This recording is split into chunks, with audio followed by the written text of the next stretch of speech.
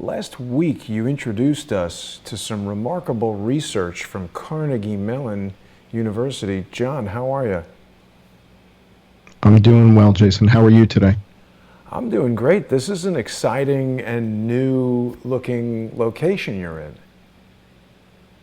Indeed. So thanks to the support of our supporters on Patreon and Subscribestar, I was able to move into more of a permanent studio. Nice. That's and great. I'm excited. Yeah, I'm excited about it. So it allows me to really focus on the work for long chunks of time. Great. And so this isn't just for broadcasting. It's also for, watching footage and creating the videos. I do all of it here. Yeah. So it's a new John E. Hoover headquarters over there. And that is great to know that the sponsorship from patreon.com/IamJohnCullen and subscribestar.com/IamJohnCullen is paying off. We're going to have our weekly show starting in just about 30 minutes on patreon.com.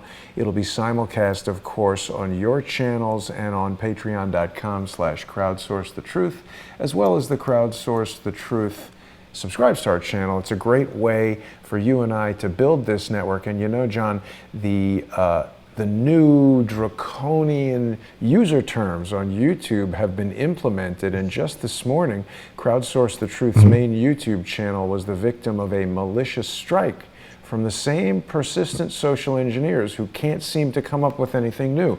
They've been publishing the same lies about me. They've been pushing these same fake lawsuits, striking videos, not to actually remedy or cure an actual injury, but to try to take down Crowdsource The Truth, to try to stop me from bringing people excellent guests like John Cullen. They want to stop me from telling people that they should go and visit the John E. Hoover YouTube channel, and they should get themselves up to speed on what really went on in Las Vegas. You've been the subject of many social engineering attacks, so obviously, John, as you and I work together, they're concentrating their efforts. No doubt.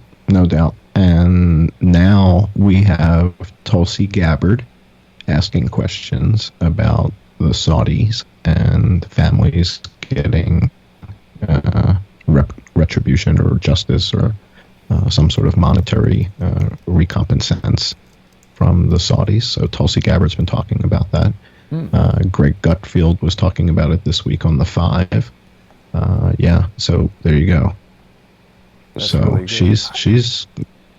she's putting some tough rhetoric out there. I like Tulsi Gabbard. You know, whenever we say that, people say that she was raised in a cult or something. That's definitely cause for concern. But she seems to be on the right side of so many issues. Now, this is from June, so perhaps it's not the right clip that you were talking about. For a long time, she's been saying we need to stop pretending Saudi Arabia is an ally. I totally agree with that. And this incident in Pensacola only drives it home further. You've been looking into that. What do we know now that we didn't know last week? Well, as I was digging into the whole Pensacola shooting, there's a number of things that jumped out. One of which is that there were 6 other Saudis that the FBI wanted to speak with that they were looking for. Well, now it's a week later, and I haven't heard anything about if the FBI's tracked these guys down. Have they found them or not? Right. And so I'm working on a video right now. So I spent most of the last week rebuilding my my hard drives because of the key logging thing, which also that has an interesting ending, by the way. I posted something on the key logging thing. We'll talk about that later, but let's talk about Pensacola. So one of the things about Pensacola that is similar to what we've seen in the past is a number of years back, there were, I think it was a rape and a murder in Oregon, and a number of Saudis were supposedly guilty of this, and their passports were taken away from them. And yet they never stood trial. They disappeared. And so there's this history of the United States protecting Saudis, or allowing the Saudis to protect Saudis. And so the question then is, why do we keep doing this? Right. Why do we keep protecting them? Why do we keep burying the story? And again, I've been a fan of what MBS is doing. The Saudi Aramco IPO was this week. They got their $2 trillion valuation. Ooh, so that's pretty interesting. I didn't know that. I'm going to disagree with the. I'm reserving judgment with regard to Mohammed bin Salman. I know where you're coming from with regard to the allowing women to drive and stuff like that, but I'm not sure what he's up to. This is from the Oregonian Live. Saudi students escape U.S. justice amid political impasse. One sexual assault survivor speaks out. Is this woman sticking out her stomach because she's pregnant from the rape? I don't know about that part, but this is part of the story of something that happened in 2012, and I think that there were five Saudis, I think, that were named and identified, and their passports were confiscated. And there's a number of articles on this. So this happened a number of years ago. These guys were able to escape or leave the country, and this is the sort of protections that we continue to see. If we go to the 28pages.org and we look at all the redactions in the 28pages.org, the question is, who are we protecting? Why are we protecting these people if they're involved in the planning? Right? So 28 pages. Yeah, I think we know the answer. Well, and then the question is, well, who are the big names? Well, one of the things that I did, found out this week, reading an article, was that one of King Salman's sons, one of Mohammed bin Salman's older brothers, and the one that was the first Arab in space in 1985, was implicated in planning September 11th. Sultan bin Salman Al Saud? Correct. It's not that and many so he was, so he has been implicated in the planning of September 11th through a whole series of connections. I'm putting a video together on this. But this makes things more complicated. Why? Right, so now, well, because King Salman has, I think, 13 sons, I believe, and some of them might be radical, and some of them might be progressive. Right, so if Mohammed now, and the other thing is Mohammed bin Salman is not the oldest of his sons by any stretch of the imagination. This guy was in space before Mohammed bin Salman was born. Oh, that's true. Wow. Okay. Right. So this is his brother, technically, his half-brother or something, right? Yeah, I think half-brother with a different mom, yeah. Let me ask you this, John. I don't know if you know the answer to this. Yeah. I'm sorry to interrupt you, but there is something to the naming convention, like Sultan bin Salman Al Saud. The bin and the Correct. al. I previously had thought that, like, bin, like this was like a masculine, feminine thing. What does this mean, bin and al? It's got this to do is with the hierarchy. Yeah. This is the hierarchy. So King Salman is Salman bin Saud, and Sultan is Sultan bin Salman from Saud. So this is the hierarchy, meaning his name is Sultan, his father is Salman, and Salman's father is Saud, the original Ibn Saud. Got it. So King Salman right now is the son of the founder of Saudi Arabia, one of the sons, and Sultan bin Salman is his son. Al Saud means he's a Saud, right? Mm-hmm. So he was on the space shuttle in 1985, and that's 35 years ago. That's about the same time that MBS was born. This guy was flying in the space shuttle, and yet MBS is going to be the next king of England. Did you ever see the movie Syriana? I did. Talking about brothers who wants to be king. Yeah. And is the oldest brother really going to be king or not, and all that kind of thing. So this is kind of, if this brother is in fact somehow connected to the September 11th planning, it makes the conversations between Trump and King Salman all that more complex. Right? Because now, who under your roof can we trust and who can't we trust? Right? Can I trust MBS? I guess I have to. Can I trust KBS? I guess I have to. But as soon as the circle starts getting a whole lot deeper than those three, he's got 13 sons, and this one has a connection to Gawazi. And Gawazi is, and Gawazi has a connection to an aerospace company, and it just gets real complicated. And I'm trying to put a video together, but it's a complex story. So this is sort of the fine line that the president is having to walk, right?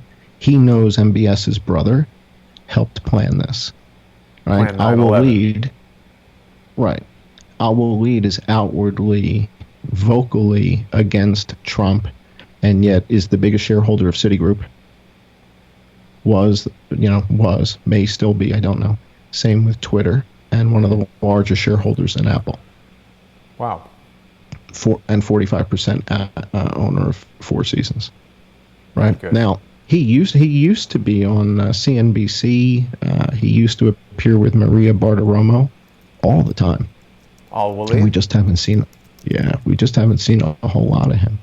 He used to be on TV constantly. She's on Fox, Bartiromo. She used to be on Now CNBC? she is, yeah. I don't recall. Right. Possibly. Right. So right now I'm working on a video. I'm looking at my board to see what's in the hopper. We've got the Pensacola connection. We've got the connection with Aaron Ford, who is the Attorney General in Nevada and impeaching Sheriff Joe. Right. We got to So talk about that. I'm working on that. I'm working on that video. The Carnegie Mellon video, which is going to be a video that supports what we're going to cover today for our patrons at 6:30. And I'm putting a video together of all this content that we're going to show everybody sort of before the video comes out. Right. I'm also working on a video. We may want to cover this next week in the show. I'm working on a video to show on the anniversary of the shooting. Alex Jones put together a video and used a ton of my content without crediting me or the channel. And then a number of days later, on a separate show, they had some substitute teacher mention Johnny Hoover. But at the end of the day, they used a lot of content, but they got the story wrong. Ooh. Yeah, so it's like, well, if you're going to steal my stuff, guys, at least get the story straight. Right? So one of the things I'm working on now is taking their video from October 1st, that is all my material that they stole. Right. I want to step through the video and explain kind of set which the aspect. record straight, kind of thing. Yeah, because their story is just totally off the wall. So again, if you're going to steal my stuff, at least get it right. So yeah. So looking at that, and then I'm working on a video also right now that takes a look at this thing with the drills. One of the things that Jesus Campos said is when he approached the room, he thought he heard drills. Oh, drills like bzzz, like drill bits. Yeah. I thought you meant like he said he thought emergency exercises or something. No, he thought he heard drilling. And that's what he said on Ellen. How credible of a witness Jesus Campos is. Don't worry, that doesn't matter. What matters is that it's corroborated by David Newton on 60 Minutes. Oh, wow. So David Newton, the canine officer from 60 Minutes, says there were drills. There were a lot of drills. So Jesus Campos says he thinks he hears drilling. David Newton mentions that he sees a lot of drills. In the FIT report, we see a drill with a drill bit that is a hole cutter. It's a 1-inch hole cutter bit. Yeah. Which means somebody, and it was used But we don't And see so where the there's a question is, hole that's been drilled into anything, do we? right, that's the key. The key is there's no mention of any holes, and there's no mention of, and that's the interview where he mentions the drills.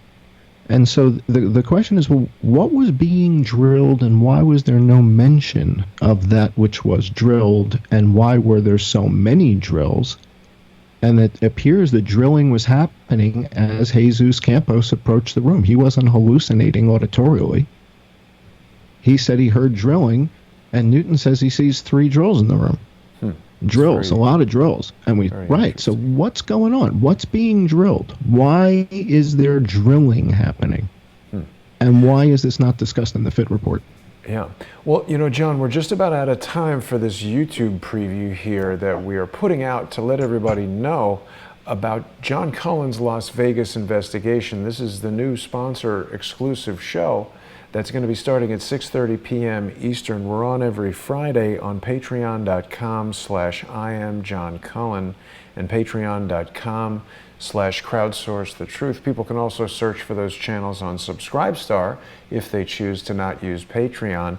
And of course, people can go back into the archives of the John Cullen investigation by going over to YouTube, as long as we remain on there. And people can subscribe to the John E. Hoover YouTube channel. John's got a ton of videos on there, and it's useful background for sure. But we're going to do a deep dive into this and more in just about 15 minutes when we get underway on Patreon and Subscribestar. Anything quickly, John, that you want to share before we go over there? Well, all of the research that's on the YouTube channel, that's not monetized because I use a lot of copyrighted content. Right. So because of that, I don't monetize the channel at all. So the only support that I get is from the Patreon supporters and the Subscribestar supporters, and basically, I just put all the money back into the research, and the next threshold is being able to file a couple of Freedom of Information Act requests for certain, because now that the cases are closed, there's no reason not to release this information. Right? The FBI closed the case and the LVMPD. Right? But I think a FOIA request is $500. So. That's sort of the next hurdle is, using. So it seems like freedom of information is not free, huh? Well, of course not. This is America. Well, very good, John. All right. Well, we'll be back in just a bit. And I definitely want to thank the Patreon and Subscribestar sponsors. In addition to not being monetized on YouTube, I think December 10th, we may look back on someday as the moment that YouTube came out and told us flat out that if they don't like what you're doing, they're going to take your channel down. So if you like what John and I are doing, and if you enjoy watching Crowdsource The Truth, it's very important that you become a sponsor. We hope to see everybody over there at 6:30 on Patreon and Subscribestar. Thanks for watching, everybody.